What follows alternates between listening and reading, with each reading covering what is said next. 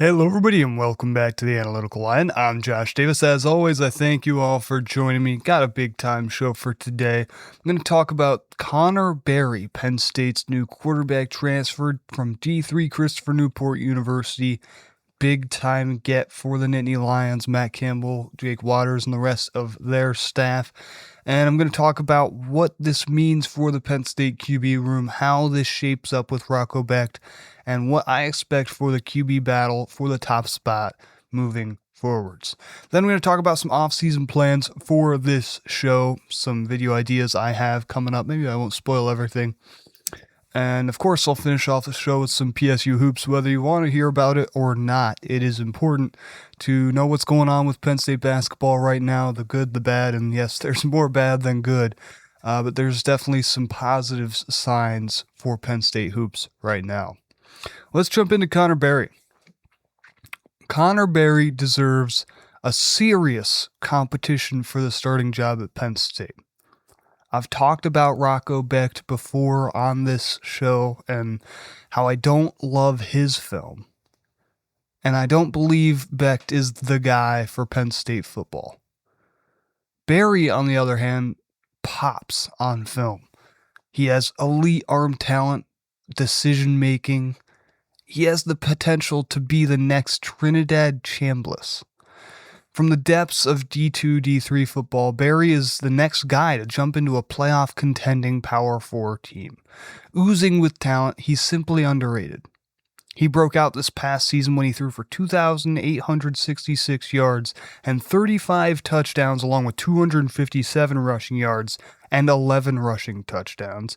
He has a 67% completion percentage and only threw 6 interceptions. Berry led Christopher Newport to an undefeated season. He was an All-American and was a finalist for the D3 Heisman. This dude is a baller. And you can watch his highlight tapes. Some of the throws he makes, yes, it's against D3 defense. It's impressive. The windows he puts the ball into, the pure arm talent, throwing the ball 60, 70 yards at ease. And here's the thing.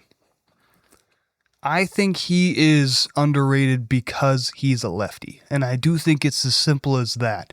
I think lefty quarterbacks get disrespected in college football and even going to the NFL. When we were talking about Kyler Murray a few years ago, going into the NFL draft, that's a dude who balled out in college. And even he was disrespected going into the NFL draft, and we've seen how successful he's been in Arizona. But Berry, he's a lefty, he's a little underrated, and now he's coming to Penn State. He makes smooth throws to either side. His touch is beautiful. He always puts the right amount of zip on the ball. That's so crucial. When I'm watching Rocco Becht film, he has good touch sometimes, but often he throws the ball too hard. This is a guy who doesn't have elite arm strength, and maybe he feels he needs to compensate by putting the ball with some extra zip on it in situations when it doesn't require it.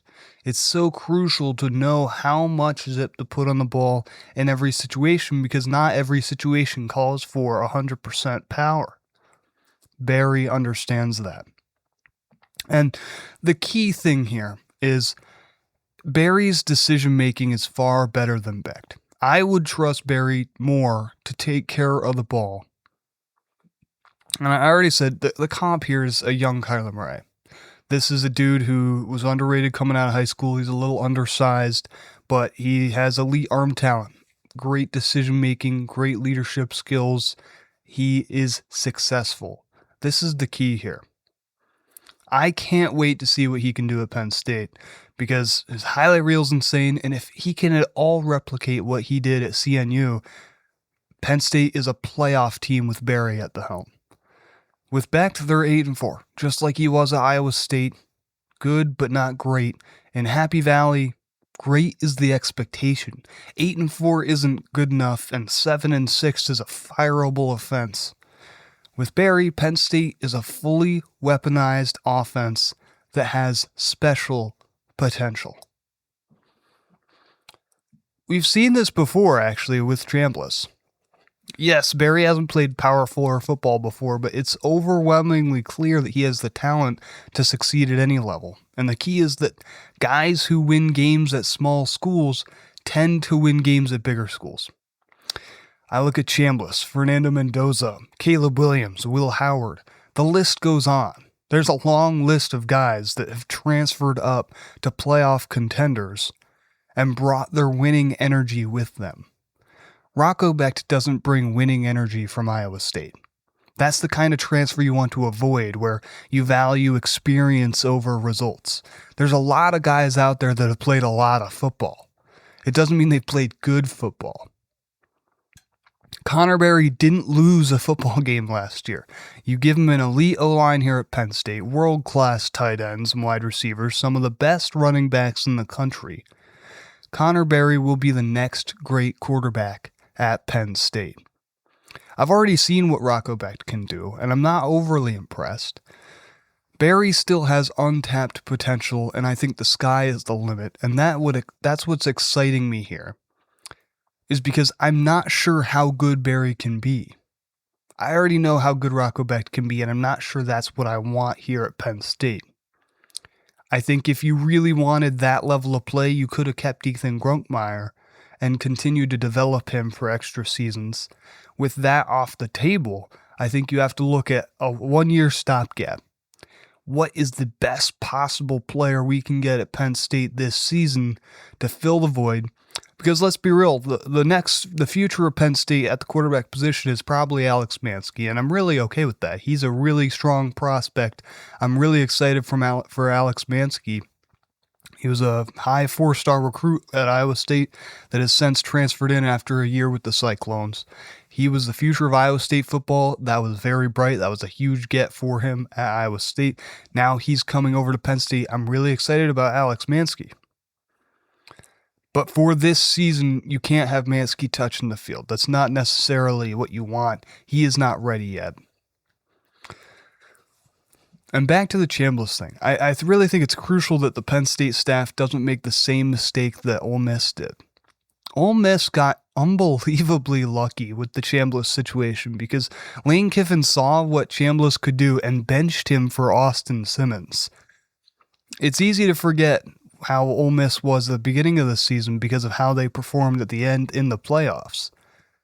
But Chambliss outperformed Simmons in the spring game, fall camp. He deserved the starting job, and Simmons got it anyway because he had Power 4 experience.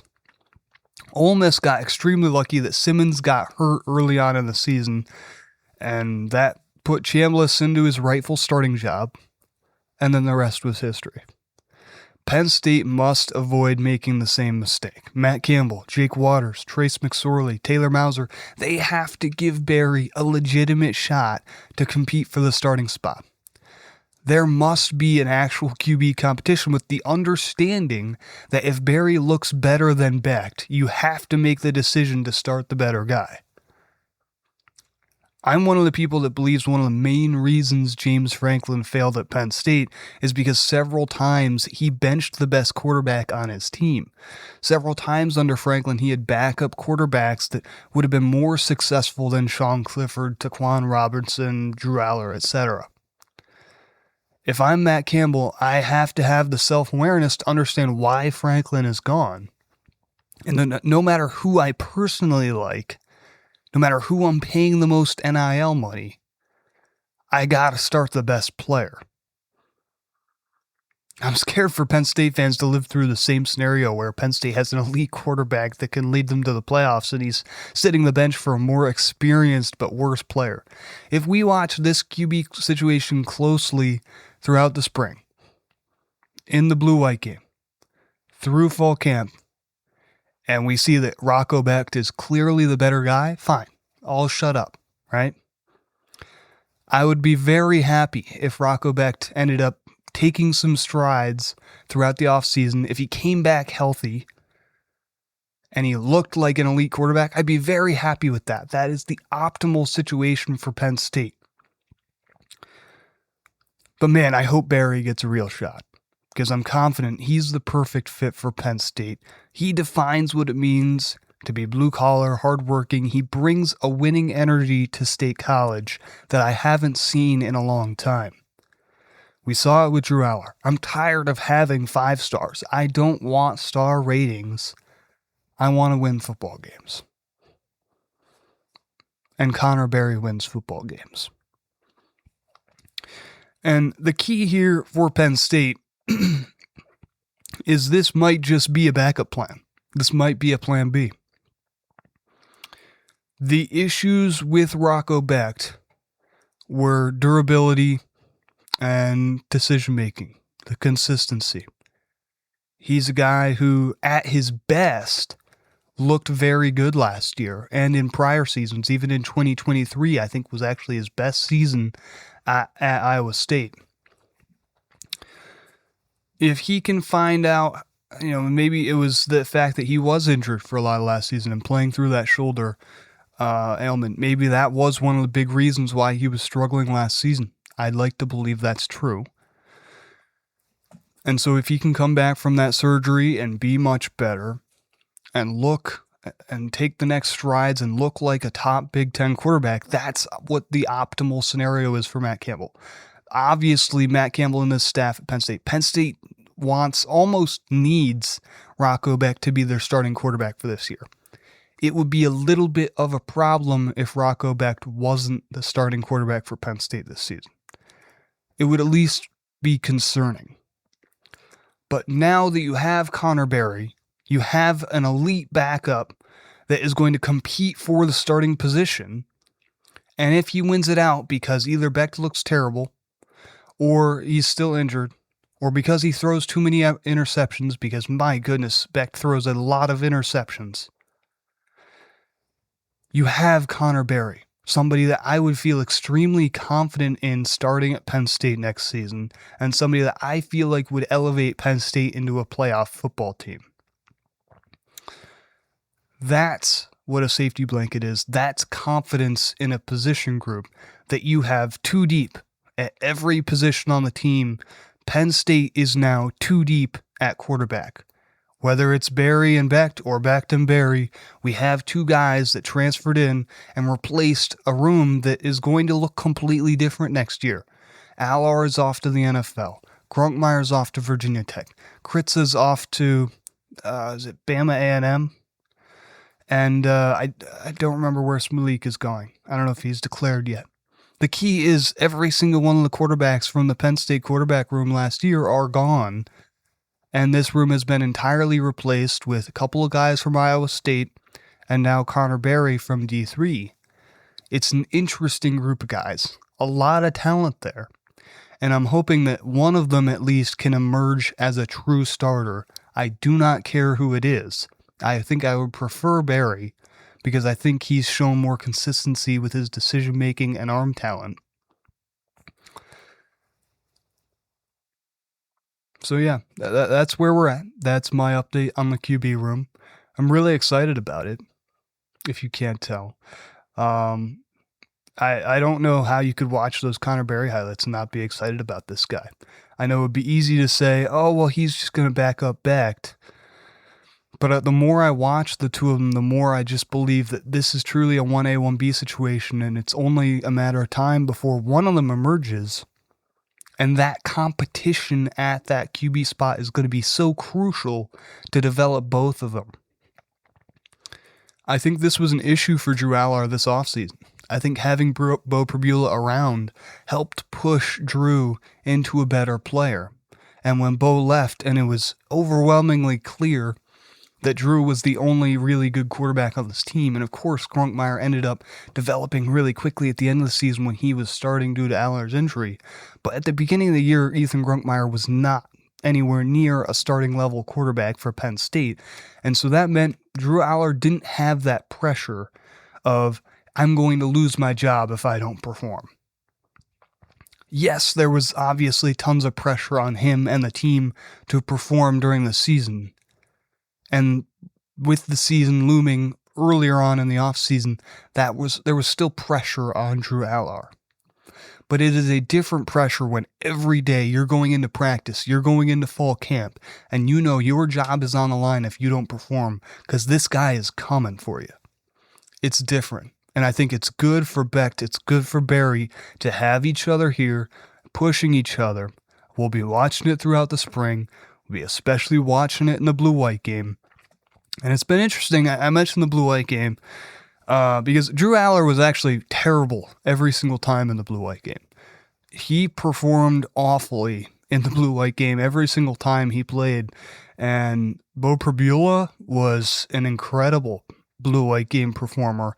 He was an incredible practice performer. It's a marvel that he never got more starting time for Penn State. And then when Grungmeyer and Smolik, they both looked better than Aller in the blue-white game. It was pretty clear later on that neither of them were ready to start in-game action. And so I don't think you can take too much from the blue-white game. Whoever performs better in the blue-white game might not necessarily self-declare who's going to be the starter for Penn State next season. But if one of them is so much further away than the other, I think you could make some inferences that, okay, this guy is going to start. Then obviously you got the whole summer, you got the whole offseason, you got the entirety of fall camp for the coaches to make their final adjustments and make the final decision. As of right now, I just can't tell you. And we'll pay attention to it, and I'll keep giving you updates here on the show.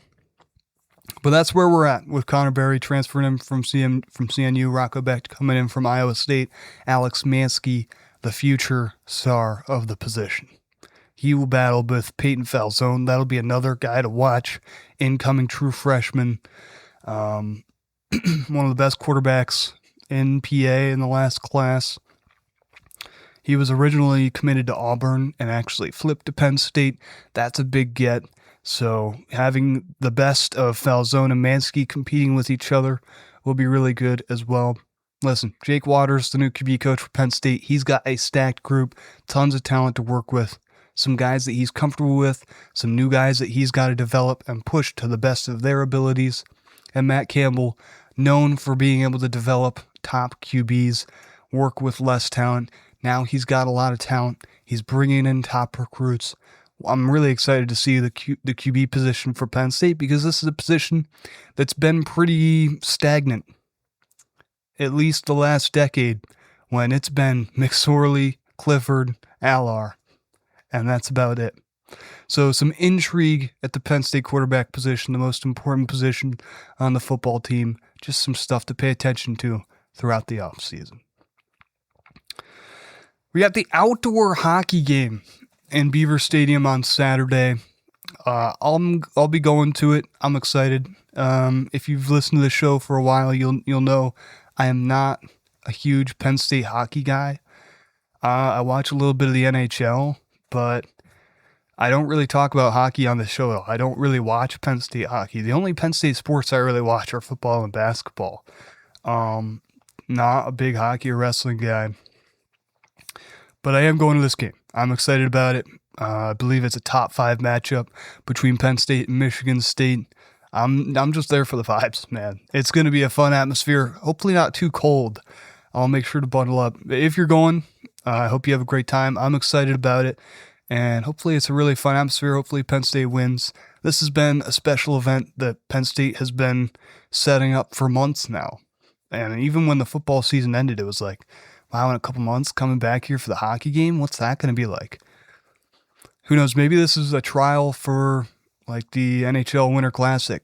I mean, we've been talking for years about having a Penn's Flyers game in Beaver Stadium. Now with the stadium renovations, it's kind of equipped to do that. I mean, the whole issue before was that they didn't have enough suites. And oh boy, we know they're adding a whole bunch of suites to the new stadium, whether we like it or not. Decreasing the capacity of the stadium to add more suites is worse for the football atmosphere, but it allows Beaver Stadium to host some other events that it otherwise wouldn't have been able to, whether it's stuff like the Winter Classic, whether it's concerts, whether it's this or that. The key is that Beaver Stadium is now going to be a venue that you can host anything at, and that's really cool. because it's a really special place in the middle of Pennsylvania that you could hold some pretty sweet games at. Whether it's holding an NFL game, like a neutral site Steelers-Eagles game, that would be really interesting. So some interesting stuff you could do with it once it's done with the renovation. And right in the middle of the renovation with construction going on that west side, having a Penn State, Michigan State hockey game in there, it's sort of a trial. And so if this goes well, I think we're going to expect some more cool stuff happening in Beaver Stadium down the line. Penn State basketball, not going to talk about too much specific stuff, but there was the Rec Hall loss against Wisconsin earlier in the week. That was just a disappointing game. Boys got off to a hot start and then just kind of faltered. Mingo's back, Dillion's back. He actually never missed any time, Dillion. But it's one of those things where the team's pretty healthy again. There was a little bit of some worries with injuries. Obviously, Groden's out for the season. But the team's pretty healthy right now, and they're still not winning basketball games.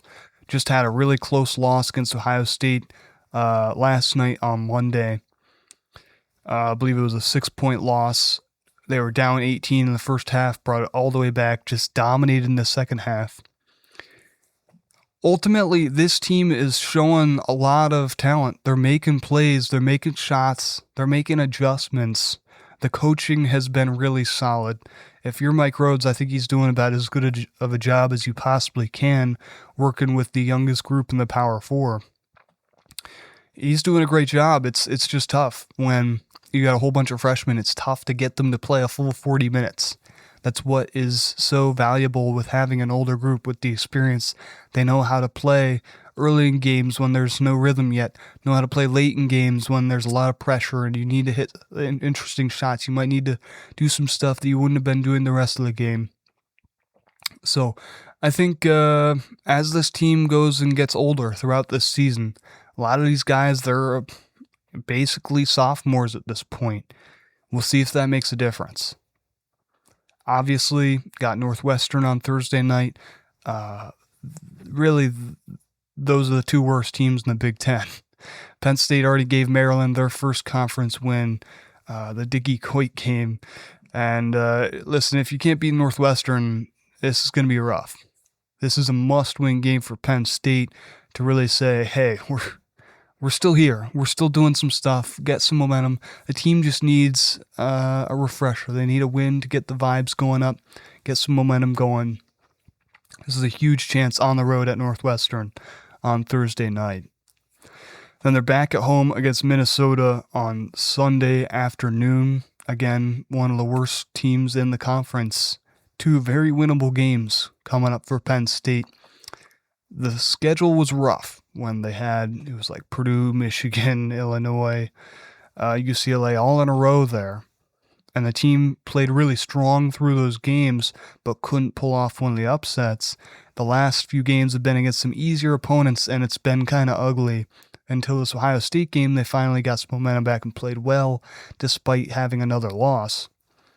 Some easier games coming up. If they can win one or two of them, that would be huge for the Nittany Lions. And I just want to talk about this. A lot of people have been frustrated with the team, frustrated with Rhoades. This is a rebuilding year. It always was. I think back to before the season, in the offseason, it was like last April or something when the NBA draft happened. Yannick Niederhauser got drafted in the first round by the Clippers. I believed he was a first-round pick. I didn't think that the NBA teams actually believed he was a first-round pick. He got taken a little earlier than expected. A lot of people thought Yannick was coming back for another season, and the expectation was that he was going to be one of the best players in the Big Ten, one of the best players in the country in college basketball next season. Now he's crushing it in the G League. He's gotten some time in the NBA. Yannick's looking awesome. It's great for him. He made the right decision, and it's so awesome that a team is developing him and confident in what he can do. But that was really rough, because you got Siani and Juric at the center position. Those guys were supposed to be backups. Those guys were supposed to get a year to sit and learn how to play Big Ten basketball behind an elite center like Yannick. That's not happening. They were thrown into the fire. And I talked about on the show with Ethan Grunkmeyer how throwing him in the fire ended up doing wonders for his development. I can already see it. Ivan Juric he's blossoming into a wonderful basketball player. By the end of the season, I think we're gonna see some really good stuff with Ivan Juric, and he's starting to show some highlights out there. I think we just got to keep believing in them, right? This is a really young group. Caden Mingo, he's battled through some injuries. He's continued to look really strong out there. DeLeon has put the team on his back at times when guys were hurt. You got Eli Rice, he's battling through some inconsistencies with his shooting form. He had a huge game against Ohio State last night. This entire squad is battling through their own trials, and they're all really young. This is the youngest group in the entirety of Power 4, and so you got to look at this and say, Rhoades isn't building a team. We saw Coach Shrewsbury build a team. He was great for one season. He went to go try and build a program at Notre Dame, and he's lighting that place on fire. That's what building a team does. If you want to be good for one season, you can do that. Coach Rhoades is building a program here at Penn State. He just brought in the best recruiting class in program history, and it wasn't even close. He's continuing to recruit high school and transfer portal at an elite level. And he's brought in a ton of young guys that he wants to develop because he feels like they are the right group. They hold the right mentality. They hold the right personal values that can develop into a great basketball program. Once these guys are all upperclassmen, this team is going to look like a juggernaut, and I believe that a lot of them are going to stay because that was the intention. A lot of these guys came because they want to be here for many years. A lot of these Euro guys didn't come to say, all right, I'm transferring here for 1 year, and if it doesn't work out, I'm gone somewhere else to chase the NIL bag. They're here to get developed. They're here because they trust Coach Rhoades with their basketball careers, and they want to build their careers here and begin them at Penn State.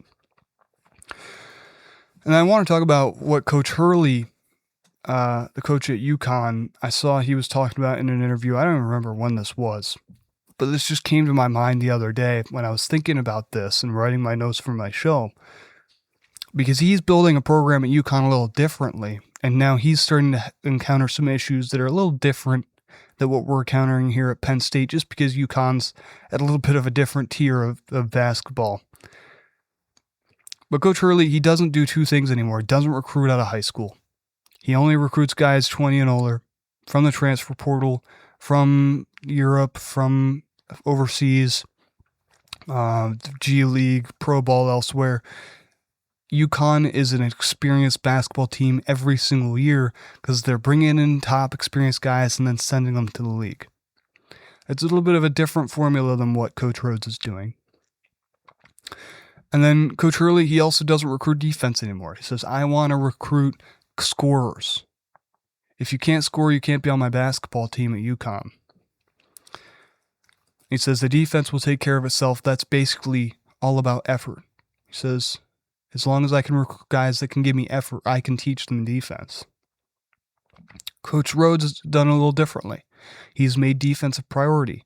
In the Big Ten, that might be a way to find success. We've seen it before with Coach Rhoades, how against some top teams, he's been able to coach upsets against Purdue, against Wisconsin, against Illinois, because his team has been elite at defense and made plays throughout a 40-minute game. That was back when he had Ace Baldwin and Nick Kern and Puff Johnson, among others.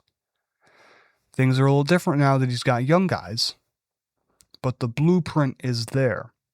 And I'm confident that in a year, maybe 2 years, this will be one of the best teams in the Big Ten as Coach Rhoades builds a program, and he needs your patience, he needs your support, he needs your confidence going down the line. We'll see if this team can do anything to salvage this season, maybe pull off a couple upsets here and there. Everybody does make the Big Ten tournament this year, so Penn State will have a crack at postseason play in some truly meaningful games at the end of the season to try and make a run. So there's still some exciting stuff going on with Penn State basketball. We'll see if they can either get a win against Northwestern or Minnesota, or maybe both, and we'll see how that goes. And if we can do well in those games, there's reasons for optimism in Happy Valley. That'll be all for this show. Hope you enjoyed. I'll keep trying to pump out some top off-season content for you all. Keep talking some Penn State hoops on this show. And as always, go Nittany Lions.